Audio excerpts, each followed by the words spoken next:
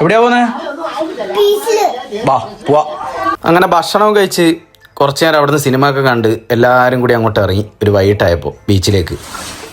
ഷൂട്ടാ ഏട്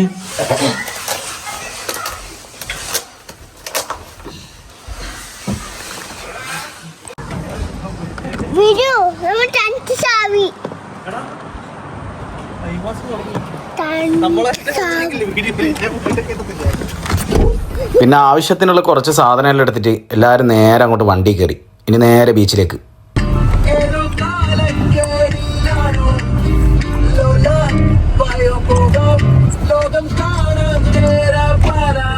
ഒരു പാർക്കിംഗ് സ്ഥലം കിട്ടാണ്ട് കുറേ കളിച്ച് അവസാനം ഒരു സ്ഥലത്ത് പാർക്ക് ചെയ്ത്, അങ്ങനെ വണ്ടിയും പാർക്ക് ചെയ്ത് ഇനി നമുക്ക് നേരെ ബീച്ചിലേക്ക് നടക്കാം. നടന്ന് കുറച്ചായി. അങ്ങനെ ബീച്ചിലേക്കുള്ള എൻട്രിയും കിട്ടി.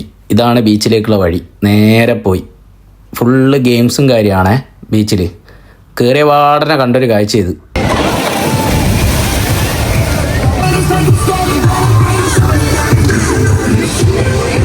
കാഴ്ചയെല്ലാം കണ്ട് ഇനി നമ്മൾ നേരെ നടക്കുന്നത് ബീച്ചിൻ്റെ പുറത്തേക്കാണ്. പുറത്തേക്ക് എത്തണമെങ്കിൽ കുറച്ച് പണിയുണ്ട്.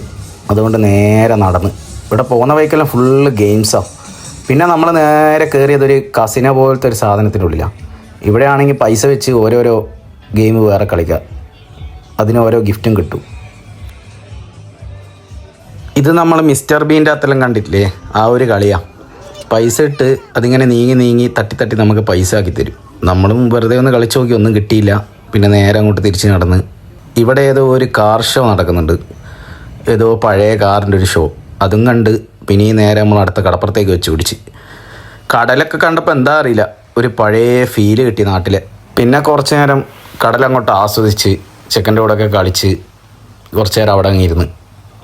കടലിൽ കുളിക്കാൻ പറ്റുമായിരുന്നു, പക്ഷേ കുളിക്കുന്നില്ല, ഒടുക്കത്തെ തണുപ്പാണ്. പിന്നെ ഒരു ഐസ്ക്രീം മേടിച്ച് നേരെ തിരിച്ച് കാറിലേക്ക് പോകാമെന്ന് തന്നെ വന്ന വഴിയേ നടന്ന്. ഇതാ ഇവിടെ ഓരോന്നും നടന്നുകൊണ്ട് നിൽക്കുന്നുണ്ട്. അപ്പോഴും വീട്ടിലെത്തി ഭക്ഷണം കഴിച്ച് എല്ലാവരും അങ്ങോട്ട് ഉറങ്ങാൻ തുടങ്ങി. ഞാനാണെങ്കിൽ ഒരു പടവും വെച്ചിരുന്നു.